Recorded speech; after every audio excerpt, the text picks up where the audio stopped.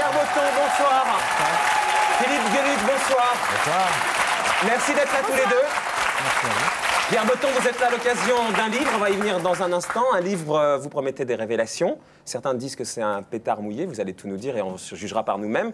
On l'a lu, on va vous dire ce Chez qu'on en pense. Flammarion, il y a toujours des complices. Effectivement, vous dites des choses, mais des choses qu'on a l'impression de connaître déjà un peu. Donc vous allez nous expliquer pourquoi vous sortez ces livres aujourd'hui et surtout pourquoi vous n'avez pas en sorti un seul, où vous balanciez tout d'un coup. Ça aurait peut-être été plus efficace et plus fort. Ok, ça vous va comme deal ? C'est vous qui pilotez. Ah oui, mais moi j'aime bien que les gens qui sont dans l'avion soient d'accord, parce que vous imaginez, si je vais dans une direction et vous dans l'autre, on n'arrivera jamais à bord. Regardez Ariane. Si je puis me reprendre, juste, je n'aime pas le terme balancer. Vous savez, j'ai fait de la prison, et dans le milieu, quand on balance chez le juge d'instruction. Oui, chez le juge d'instruction, j'ai rien C'est un balancé. peu jouer sur les mots, parce que quand vous dites, dans le titre du livre, il y a toujours des complices, on sent bien que c'est pas pour en dire du bien, c'est plutôt pour en dire du mal. C'est faux, parce Ah bon. que... Ou alors vous l'avez mal lu. Ah non, je l'ai lu et bien lu en revanche. Non, excusez-moi, mais il y a des complices. Je commence le livre comme cela. Il y a la définition de complice au sens pénal, et puis complice des gens avec qui vous avez trouvé une complicité et qui aujourd'hui m'accompagnent, moi, dans ma réinsertion. Mais vous égratignez quand même quelques personnes.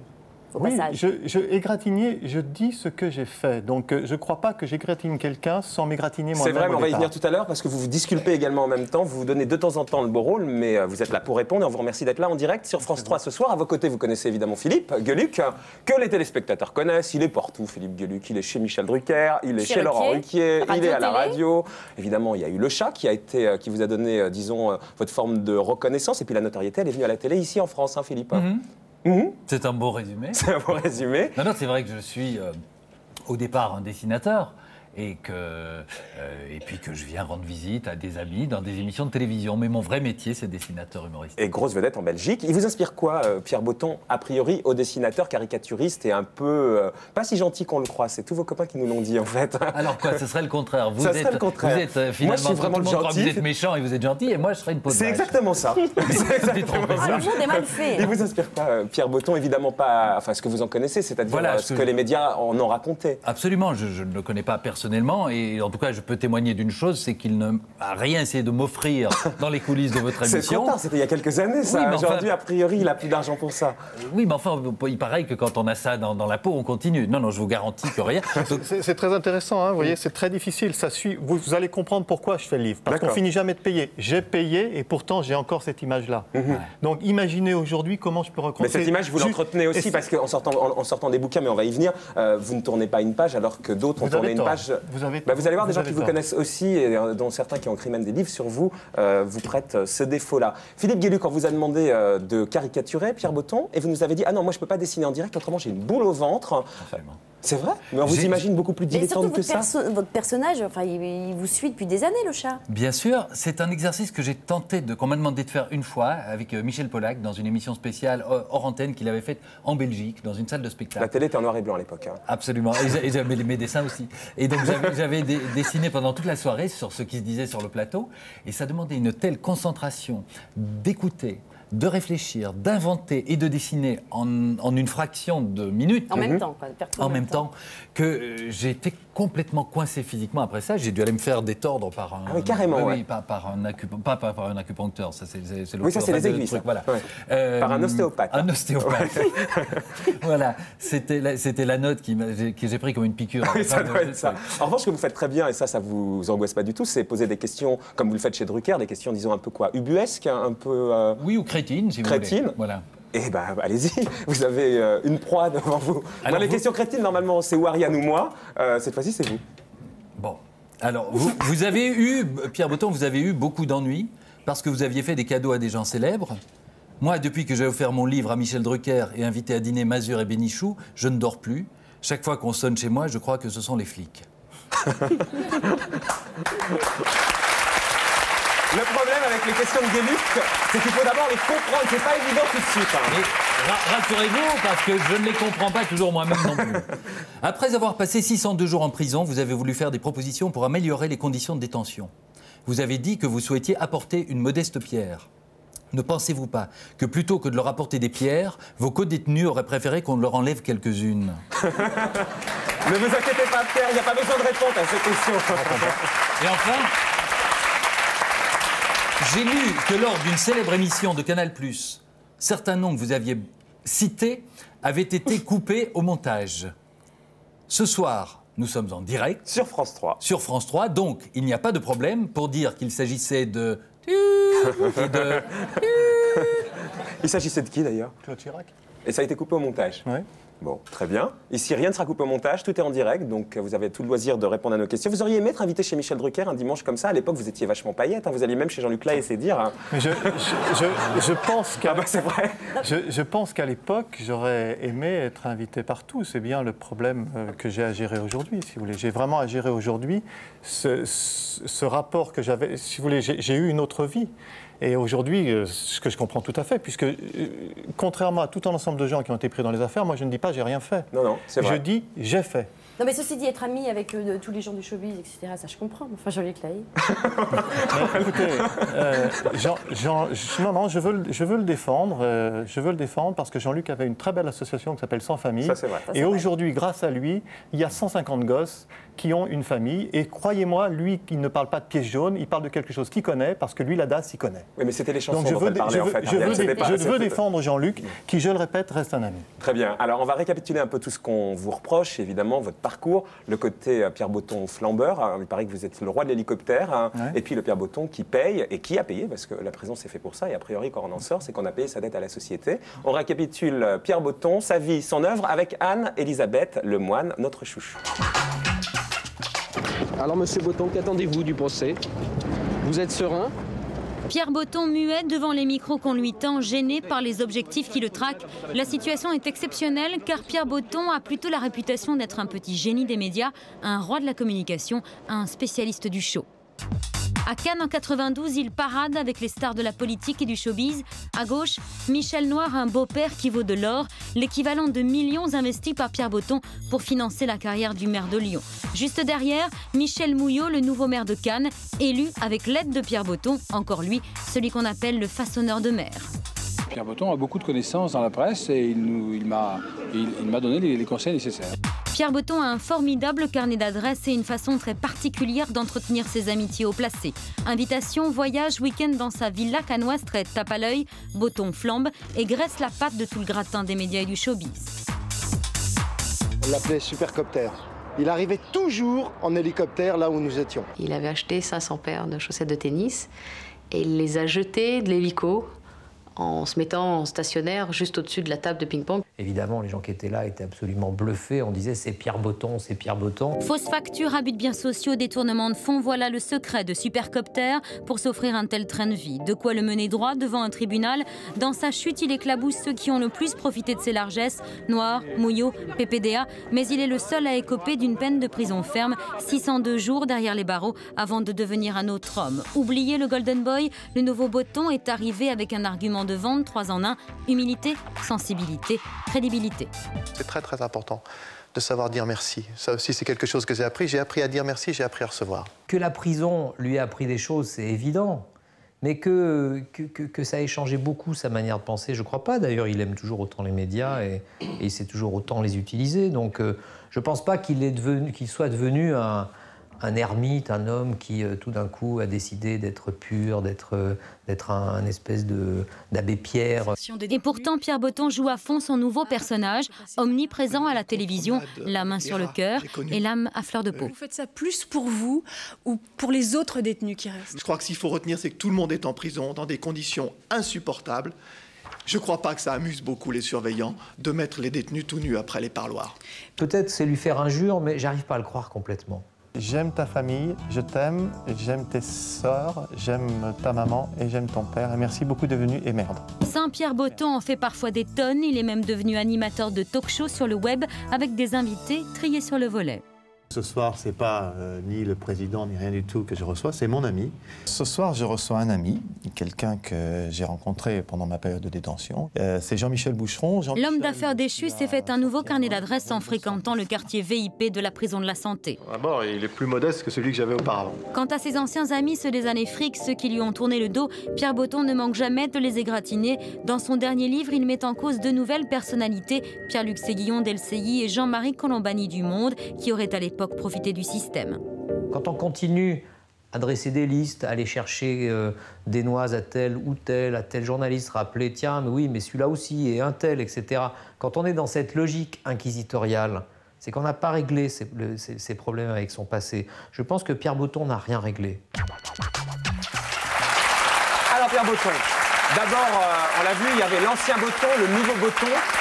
Une parenthèse, l'ancien Botton, est-ce qu'il vous arrive de le regretter? Est-ce que vous avez des bons souvenirs de cette période showbiz où ça devait quand même pas mal déconner? Ça avait l'air quand même plutôt... Ça m'a coûté trop cher.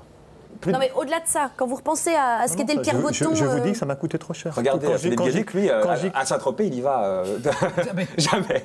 Non, quand je dis que ça m'a coûté trop cher, c'est-à-dire que... je comprends tout à fait, je n'ai rien à redire sur ce qui vient d'être passé. Je comprends tout à fait qu'il y ait des gens qui ne puissent pas comprendre cette transformation parce que on ne peut pas vivre ce que moi j'ai vécu. C'est tout. Mais vous voyez une personne différente quand vous repensez à cette période-là? Vous voyez bien le regard que j'ai dans ce livre. J'ai un recul incroyable en me demandant comment j'ai pu faire tout un ensemble de choses. Vous dans votre tête, pas forcément dans votre bouquin, mais vous dans votre tête. Mais Serge Raffi a tout à fait raison. Je n'ai pas réglé le problème dans ma tête, tout à fait. Mais c'est pour ça que vous écrivez encore aujourd'hui. C'est un secret pour personne que je suis en analyse à Sainte-Anne et que je continue à être suivi. Mais je vais vous dire pourquoi je n'arrive pas à faire face à ce passé. C'est parce que ce n'est pas les années de prison. C'est qu'aujourd'hui, ce n'est pas moi qui suis suivi. C'est ma fille aînée de 13 ans. Mais alors justement, le fait d'écrire comme ça et régulièrement ce bouquin aujourd'hui, c'est une façon de ressasser ce passé d'une certaine manière. Non, monsieur Fogiel, c'est une façon de tout mettre à plat. Mais à chaque fois, vous dites ça. Vous dites, je mets tout à plat. Vous le dites à chaque fois, une fois pour toutes. Vous ne croyez pas regarder, par exemple, Michel Noir. Il est passé complètement autre chose. Je crois qu'il a fait du théâtre. Là, j'ai vu qu'il avait monté un site internet sur la mémoire. On n'a pas l'impression que, médiatiquement en tout cas, il entretient tout ça. Vous, on a l'impression que vous avez besoin d'entretenir tout ça, de vivre là-dedans. Alors, ma question, en fait, elle est simple. Soit c'est une façon de continuer à exister médiatiquement, pourquoi pas. Soit vous avez besoin simplement de vendre des bouquins pour pouvoir payer vos dettes. Et c'est simplement pour pouvoir bouffer, quoi. Je suis désolé de pas... Je ne peux pas rentrer dans votre logique. Je vais vous expliquer. Tout ce qui je gagne sur ce livre est déjà saisi par le FIC. J'ai un site internet, pierrebotton.com, sur lequel il y a la première chose. Toutes les vérités sont bonnes à dire. C'est l'acte de saisie. Non, la première chose, c'est l'acte de saisie du fisc. Première chose. Bah oui, mais donc si vous le faites... Non, mais attendez. Non, mais là, ça n'a rien de contradictoire avec ce que je viens de dire. Si vous faites tout ça et que c'est saisi par le fisc, c'est bien que vous devez leur rembourser des choses. Non, bien sûr, et je dois. Vous leur devez. Donc en quoi c'est contradictoire?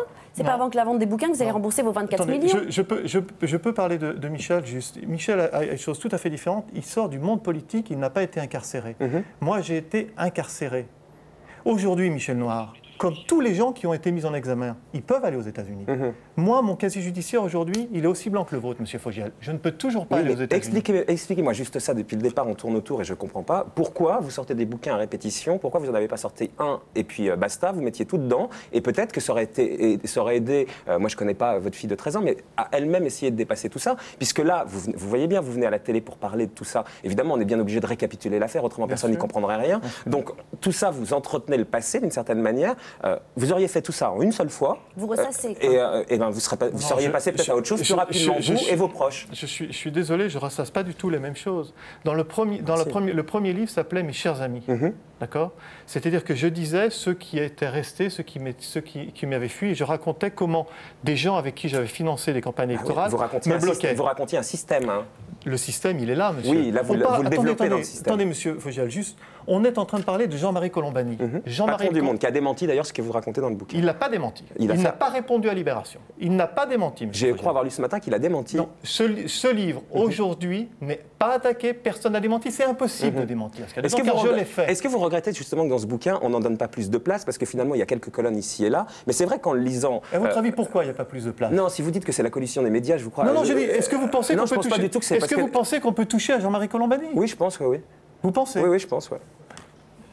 Bah oui, je pense. C'est pas ce que je ressens. Bah, pourquoi on ne toucherait pas à Jean-Marie Colombani alors qu'on touche aujourd'hui à des hommes politiques? Parce qu'il est directeur de la Bible de ce pays, du monde. Mais peut-être parce que aussi ce que vous lui reprochez, finalement, n'est pas si énorme que ça. Encore faudrait-il que ça soit vrai. Et là, en sortant les quelques infos que vous balancez sur Colombani, c'est le fait que certains aient fait des trainings, donc des hommes politiques aient bénéficié de trainings par des journalistes.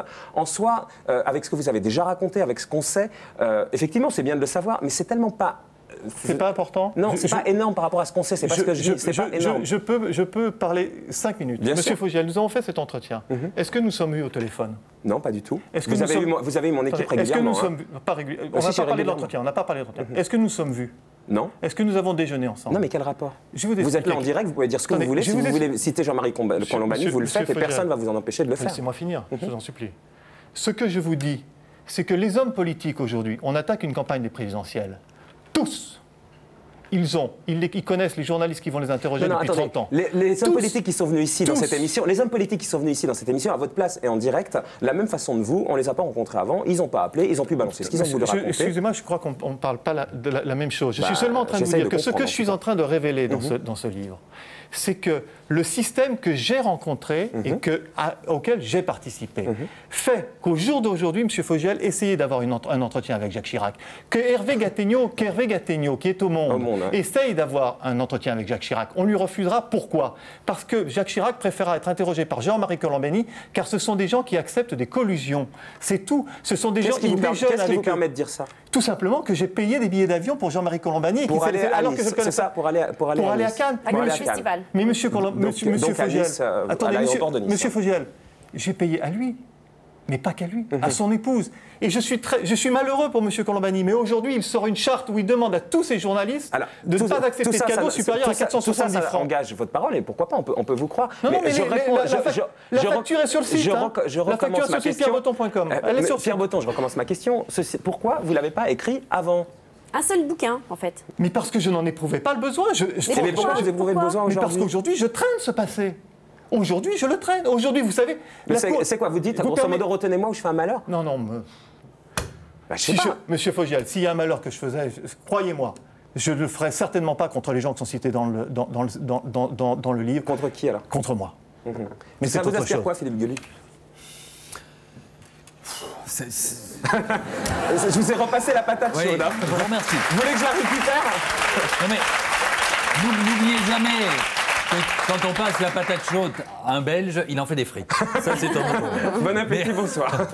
Non, je sais pas, moi j'ai en même temps, j'écoutais avec beaucoup d'attention, quelque part beaucoup de respect devant la souffrance de Pierre Boton et beaucoup de méfiance devant ce qu'a été sa vie d'avant. Et c'est quelque chose que je sens, que j'ai senti intuitivement depuis très très longtemps. Et je pense que dans mon métier, dans le métier d'humoriste, on n'a pas à fréquenter un certain monde. Si on fait de l'humour politique, on ne doit pas aller dîner avec des politiques. Et je pense que cette règle de vie, d'hygiène de vie mentale peut s'appliquer à divers échelons du pouvoir et évidemment au plus haut. Est-ce que le fait de publier ce bouquin, excusez-moi, la question est peut-être un peu naïve, a à voir avec le fait que les présidentielles arrivent? Non, pas du tout. Vraiment, c'est seulement, je répète, vous l'avez vu tout au début de cette émission, et je l'assume, j'essaye d'assumer mon passé. Mais il me suit, aujourd'hui... Mais c'est pas juste un bon créneau aussi à exploiter? Si vous voulez, monsieur Fogiel. Oui, pourquoi pas. Mais si vous voulez. Mais non, je vous pose des questions. Est-ce que vous préfériez, alors je vais la poser autrement, est-ce que vous préfériez passer à autre chose et pas sortir ce livre? Mais monsieur Fogiel, ça fait 3 ans que j'essaye d'aller retrouver mes filles aux États-Unis et que la France, les magistrats m'aident à partir, que les Américains acceptent de me recevoir, mais que le consulat américain en France refuse de me faire partir. 3 ans que je veux fuir. Pourquoi? Pour quelle raison? 3 ans que je veux fuir ça. Parce que c'est pas possible. Aujourd'hui, la Cour d'appel de Lyon a pris une décision extraordinaire il y a 8 mois. Ils ont pris une décision extraordinaire. Les magistrats qui m'ont envoyé en prison m'ont dit, monsieur Boton, on a étudié votre dossier, allez-y, vous pouvez regérer une entreprise. Vous savez ce que c'est ma vie aujourd'hui? Non, vous faites quoi? Je refais de l'agencement de pharmacie, mais c'est pas du tout ça. Vous savez ce que c'est que d'avoir des fournisseurs qui, aujourd'hui, prennent un chèque de Pierre Boton? Vous prendriez un chèque de Pierre Boton? Vous travailleriez avec Pierre Boton? Oui, pourquoi pas, mais excusez-moi d'être monomaniaque, mais vous ne croyez pas que, justement, en ressassant tout ça, il faut tout mettre à plat. Ça vous rattrape, alors que, finalement, le temps aidant, regardez, on a reçu ici Jean-Michel Boucheron une fois, il a un peu tourné la page, il a reconstruit sa vie et il la médiatise. Non, demandez à Agnès, Jean-Michel, je le connais Agnès, par cœur, et Agnès, sa femme, demandez s'ils ont reconstruit la vie. Ça, c'est les gens. Moi, aujourd'hui, j'ai plus de pudeur, monsieur Fogiel. Je me suis foutu à poil 200 fois après les parloirs, alors parfois j'étais en larmes. Je n'ai plus de pudeur. Pourquoi j'aurais de la pudeur? Jean-Michel a cette pudeur, il a été ministre, tout un ensemble de choses. Agnès a cette pudeur, c'est une femme exceptionnelle. Loïc Le Floch-Prigent a cette pudeur. Moi, je n'ai pas de pudeur. Oui, j'ai pleuré en prison. Oui, aujourd'hui, je suis sous médicaments. Oui, je suis sous analyse. Oui. Et ça marche? Vous trouvez que ça évolue? Quand je dis ça marche, évidemment, c'est pas miraculeux. Ça peut pas être en 10 secondes, mais est-ce que vous avez l'impression de progresser? Je vais vous dire quelque chose. Lorsque je suis sorti de prison, j'avais une obligation de soins. Parce que mon état faisait que j'avais une obligation de soins. Et lorsque je suis à Sainte-Anne, parce que je n'ai pas honte de dire que je suis soigné dans l'hôpital, qu'on dit hôpital des fous, aujourd'hui, quand j'y vais, que je vois ces gens qui sont dans les couloirs et qui sont dans l'état dans lequel j'étais, shootés et ainsi de suite, jamais j'aurais pensé pouvoir être aujourd'hui, et je vais vous dire une chose, monsieur Fogiel, jamais j'aurais pensé pouvoir vous répondre comme je suis en train de le faire aujourd'hui. Et ne serait-ce que par la pêche, excusez-moi, mais que j'ai en face de vous, oui, ça marche, oui, j'y crois, et vous êtes loin de la fin du tunnel, à votre avis? Je pense que j'ai un vrai problème à solutionner, qui est un problème très personnel. C'est que toutes les conséquences de tous mes actes, je les assume totalement. Je n'assume pas les conséquences de mes actes sur mes enfants. Il y a des gens qui vous aident pour ça, des amis, ou alors c'est juste les médecins, des amis? Vous en avez bien. Vous en avez plus un? Plus un seul. On ne parle pas des gens du showbiz ou des médias. Dans le showbiz, zéro, politique, zéro. Politique. PPDA? Patrick est un ami, mais quand on parle avec Patrick aujourd'hui, moi je ne parle pas de Patrick, avec Patrick, de TF1, tout ça, je parle de quoi? Des problèmes qu'il a eu avec Solène et moi des problèmes que j'ai avec Marie-Sophie. Et d'autres amis, hors monde des médias ou du showbiz? Alors, je veux prendre, mais je suis très gêné de la conversation que prend cette tournure, parce que la tournure de la conversation, pourquoi? Je vais expliquer pourquoi. Parce que vous dites tout à l'heure, vous sortez. Savez-vous qu'aujourd'hui, les médecins, je reconstitue ma cellule. C'est-à-dire qu'aujourd'hui, il arrive 3 semaines où je ne sors pas de chez moi, où je reconstitue ma cellule, parce que je suis protégé dans ma cellule.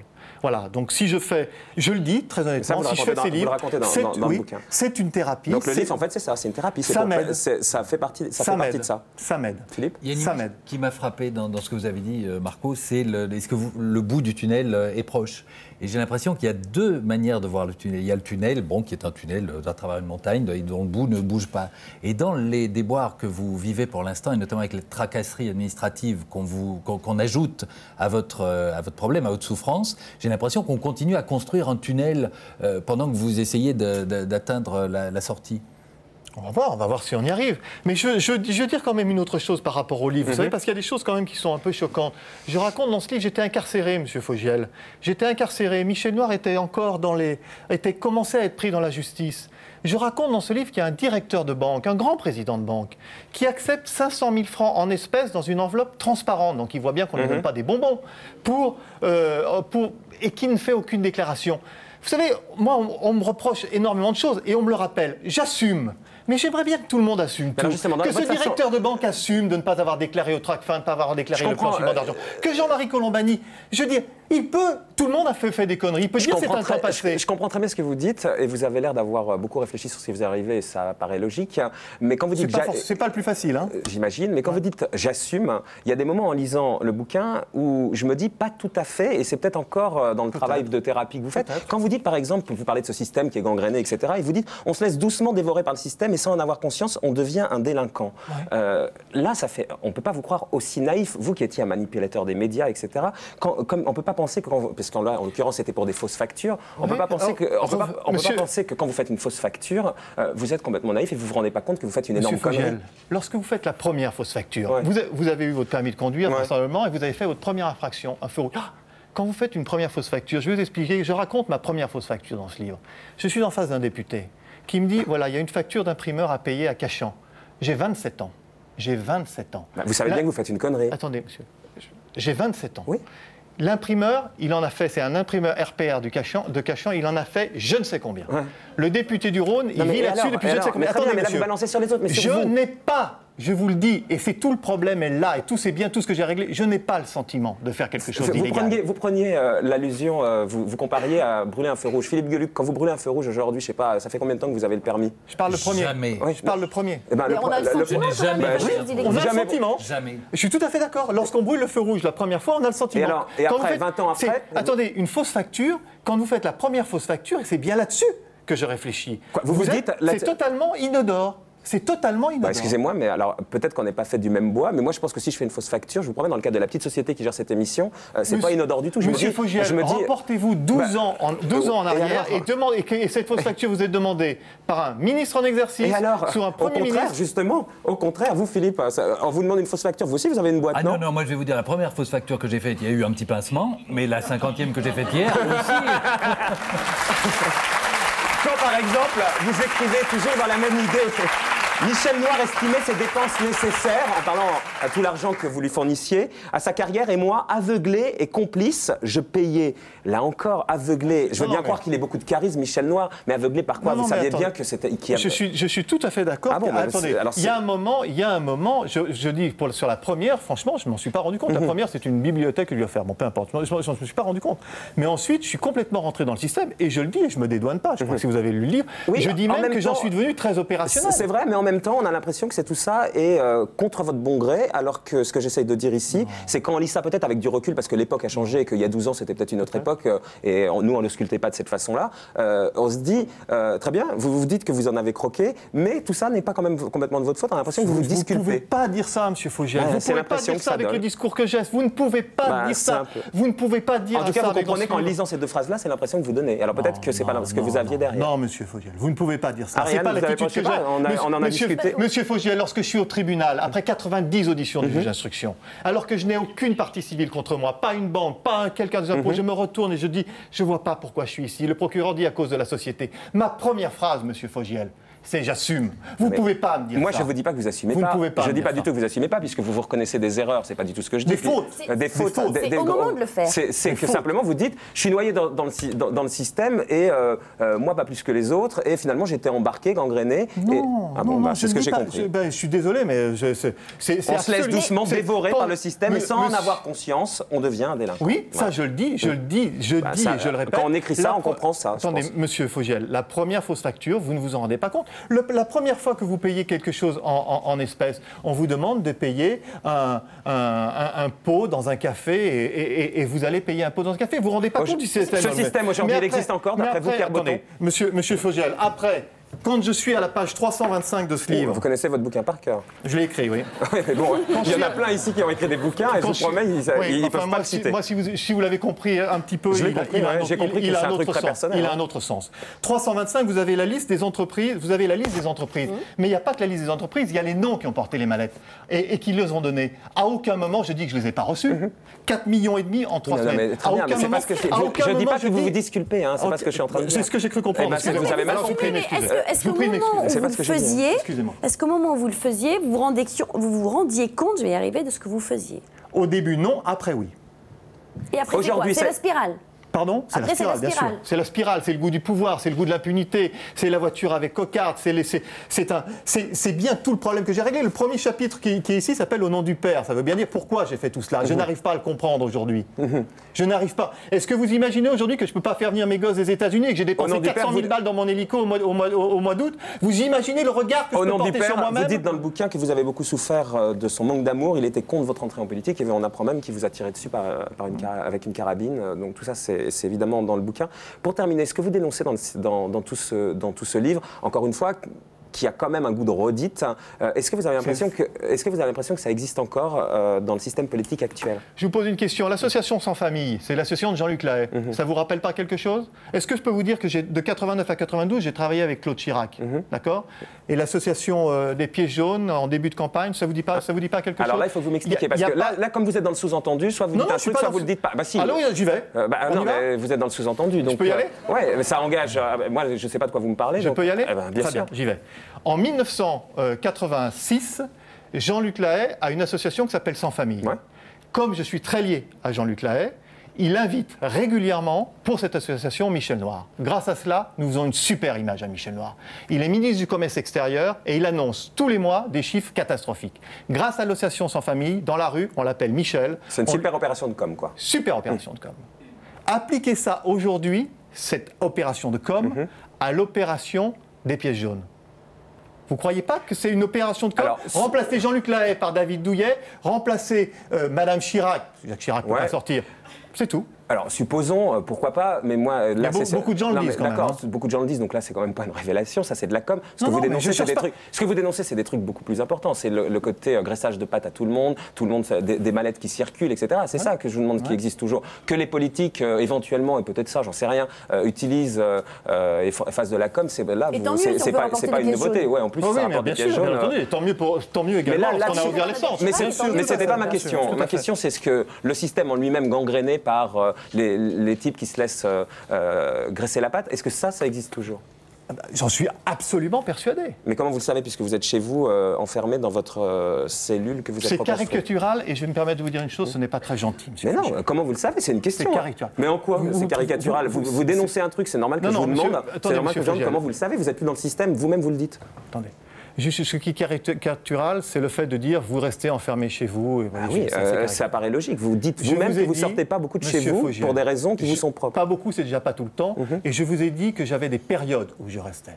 Monsieur Fogiel, si vous avez envie de m'agresser... Mais non, j'ai pas... Non, attendez juste. Si vous avez pas du tout envie de vous comprendre. Si vous avez envie d'augmenter. Mais si vous avez envie de vous victimiser. Non. Bah, mais vous savez, celui qui se rend le plus victime, c'est moi-même. Mais je sais que vous êtes victime. Quand je suis incarcéré avec Loïc Le Floch, Préjean, il me parle. Non mais moi, écoutez simplement la démarche que j'ai ici. Vous avez le courage d'affronter la justice. Et vous?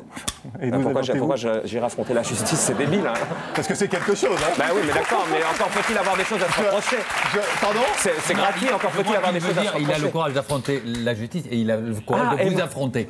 Il ne veut pas vous traduire devant les tribunaux. Merci Philippe, j'ai rien compris. Marc-Olivier, Pierre, j'ai rien compris, merci beaucoup. Nous ne comprenons pas. Voilà, mais j'essaie de vous comprendre. Pas de problème, moi je suis là pour l'expliquer. Merci, heureusement qu'on a un Belge à table.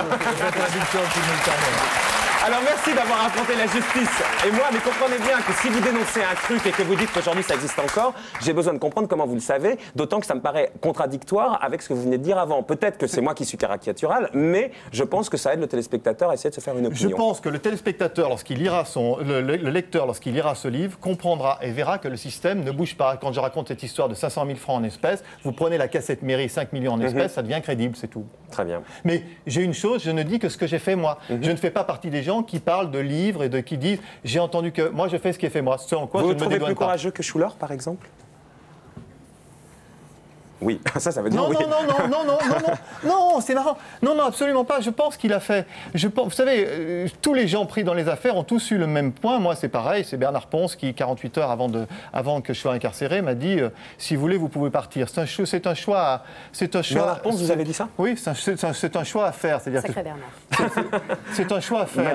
Je ne sais pas s'il est plus courageux. Je pense seulement qu'il a repoussé l'échéance. Mais on n'a peut-être pas le même âge. Moi, quand ça m'est arrivé, j'avais 37 ans. Finalement, c'est comme Boucheron, il est parti et puis il est revenu parce qu'à un moment donné, il faut bien payer pour pouvoir construire autre chose. Jean-Michel, il est rentré à cause de la naissance de son fils qui avait 2 ans. Il a fait le même calcul que moi. C'est-à-dire qu'il faut. Sauf que vous l'avez fait tout de suite. Et vraiment, pour terminer, parce qu'on est en retard, quand vous écrivez « Je suis tout le temps au bord des larmes, putain que c'est dur, ma vie est un échec », vous pensez que la deuxième vie est encore possible? Je vais vous dire, M. Fogiel, je suis très très heureux parce que ce soir, ça a été très dur et je n'étais pas au bord des larmes. J'ai pu répondre et je pense que je suis sur la voie de la guérison. Merci.